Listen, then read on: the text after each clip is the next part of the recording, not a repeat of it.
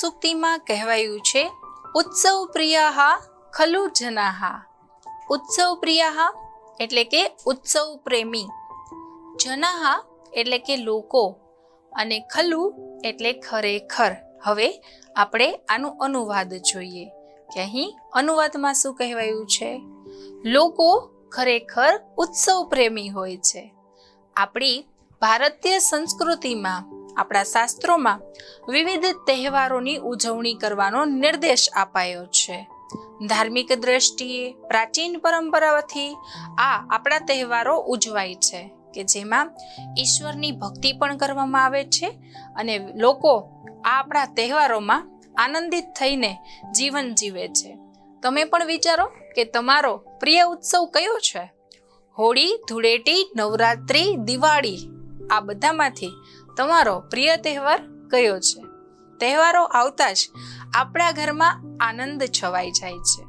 લોકો ઉત્સવ મનાવવા માટે આતુરતાથી રાહ જોતા હોય છે અને આ તહેવારો છે એ મનુષ્યના જીવનને રંગબેરંગી બનાવે છે. આથી જ અહીં આ સૂક્તિ લીધેલી છે કે લોકો ખરેખર ઉત્સવ પ્રેમી હોય છે. ભાવાર્થ આપણે જોઈએ, જે માનવ જીવનની ઘટમાળ એવી છે, માનવ જીવનની ઘટમાળ એવી, દુઃખ પ્રધાન સુખ અલ્પ થકી ભરેલી, દુઃખ પ્રધાન સુખ અલ્પ થકી ભરેલી.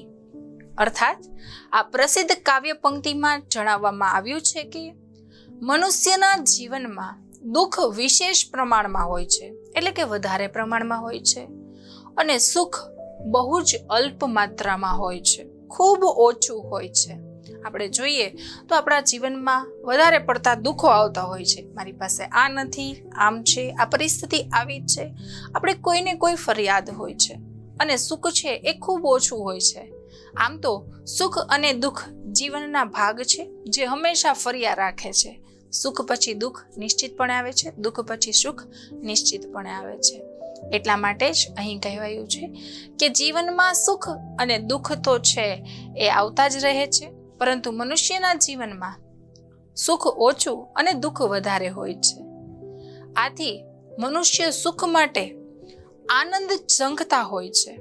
આથી તે વિવિધ ઉત્સવો, પર્વો, તહેવારો વગેરે ઉજવીને જીવનને આનંદમય બનાવવાના પ્રયત્નો કરે છે.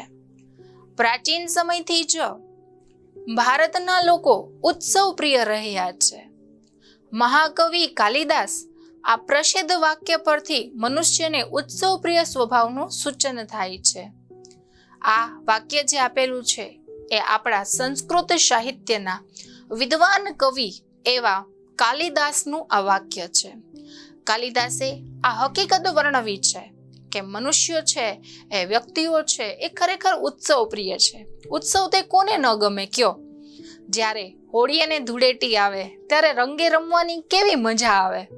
જીવન જાણે આપણું ઉદાસ થઈ ગયું હોય અને એ હોળી ધૂળેટી જેવા તહેવાર આવવાથી ઉલ્લાસમય થઈ જાય છે.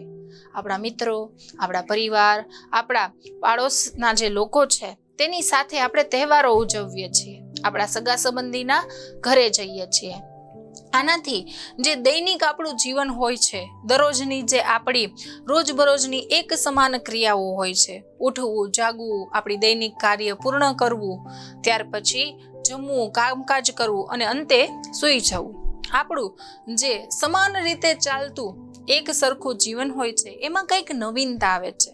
ઉત્સવો આવવાથી લોકો આનંદમય થઈ જાય છે, પોતાનું દુઃખ ભૂલી જાય છે, એકબીજા સાથે જોડાય અને ઉત્સવો મનાવવા લાગે છે. એટલા માટે જ કાલિદાસે કહ્યું કે લોકો છે એ ઉત્સવ પ્રિય હોય છે અને હોવા જ જોઈએ. આનાથી આપણું જીવન આનંદમય થાય છે. ખાસ તો આપણા હિન્દુઓનું નવું વર્ષ એટલે કે દિવાળી આવે છે, નૂતન વર્ષાભિનંદન, ત્યારે પણ લોકો એકબીજાની સાથે મળે છે. ઘણા સમયથી એકબીજાને જે ઘરે ન ગયા હોય, મળ્યા ન હોય, તેને એકબીજા સાથે મળવાનો અવસર થાય છે. બાળકો છે એ ફટાકડા ફોડે છે, ઘરમાં ગૃહિણીઓ છે એ દીપ પ્રગટાવે છે. આનાથી આપણા તહેવારો જે છે એનો આનંદ વધી જાય છે, લોકો તેમાં ખુશખુશાલ થઈને જોડાઈ જાય છે અને તહેવારો આવવાથી જાણે જીવનમાં નવો સંચાર થાય છે. બાળકો, ઘરના વડીલો બધા જ એક સાથે મળી અને નવો જ આનંદ ઉજવી શકે છે. જીવનમાં આપણે જેટલું જીવીએ એટલું આનંદમય જીવવું જોઈએ, કારણ કે મૃત્યુ તો નિશ્ચિત જ છે.